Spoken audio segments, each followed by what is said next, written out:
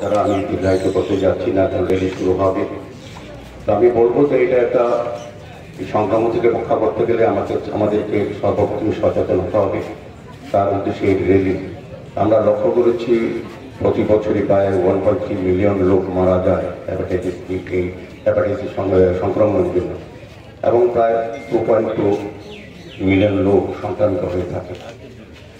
এবং hepatitis B এবং সির কারণে প্রতি বছরই 35,000 লোক মারা যান এবং প্রায় 6,000 লোক সংক্রামিত হয়ে থাকে।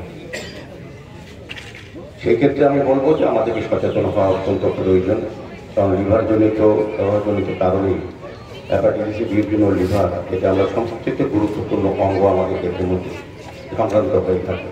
লিভারকে রক্ষা করার জন্য, হ্যাপাটাইটিস সংক্রমণকে মুক্ত করার জন্য আমাদের এই বিশেষ উদ্যোগ গ্রহণ সচেতন হতে হবে। আমাদের রাজ্য আমি বলবো যে একটা সময় আমরা যেমন দেখেছি যারা হ্যাপাটাইটিসে সংক্রমিত হতো বা লিভারজনিত রোগে বা কিডনিজনিত কারণে আমাদের রাজ্যের বাইরে দিল্লি বা চেন্নাই যেতে হতো, কিন্তু এখন আমাদের রাজ্যে সরকার আসার পর আমি বলবো যে আমাদের রাজ্যে কিন্তু স্বাস্থ্য পরিষেবার ক্ষেত্রে একটা আমূল পরিবর্তন হয়েছে। এখন জটিল রোগের অপারেশনও এই রাজ্যে সংগঠিত হয় এবং লিভার, কিডনি প্রতিস্থাপন করার জন্য কিন্তু আমাদের পরিকাঠামো তৈরি করা হয়েছে আমাদের সরকারের তরফ থেকে, স্বাস্থ্য তরফ থেকে। এখন আর বাইরে রোগীদের সমস্ত যেতে হয় না, এখানে কিন্তু অনেক জটিল অপারেশন হয়। আমি বলবো সেক্ষেত্রে আমাদের সরকারি দৃষ্টিভঙ্গি, স্বাস্থ্য দপ্তরের যারা দায়িত্বে আছেন তাদের আন্তরিক প্রচেষ্টা এটা পরিবর্তন সম্ভব হয়েছে।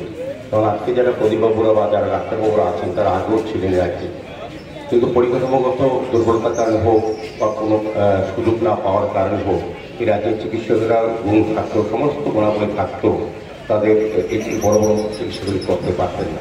আমাদের সরকার আসার পর পরিমাণের মতো স্বাস্থ্য দপ্তরে অনেক উন্নত হওয়ায় আজকে কিন্তু এই চিকিৎসাগুলি এই রাজ্যে হচ্ছে।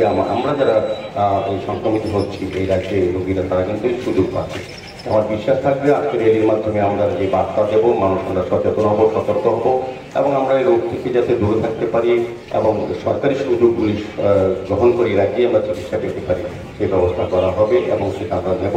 আজকের এই রেলিতে যারা অংশগ্রহণ, আবারও তাদেরকে ধন্যবাদ জানিয়ে এই রেলি সার্থকভাবে সফল হবে আগামী দিনে আমরা সুস্থ থাকার জন্য রেলি অত্যন্ত প্রয়োজনীয়। এই কথাগুলি বলে সকলকে অনেক অনেক শুভেচ্ছা এবং ধন্যবাদ। Subscribe to Tripura Info and press the bell icon so that you never miss any latest updates and news on Tripura.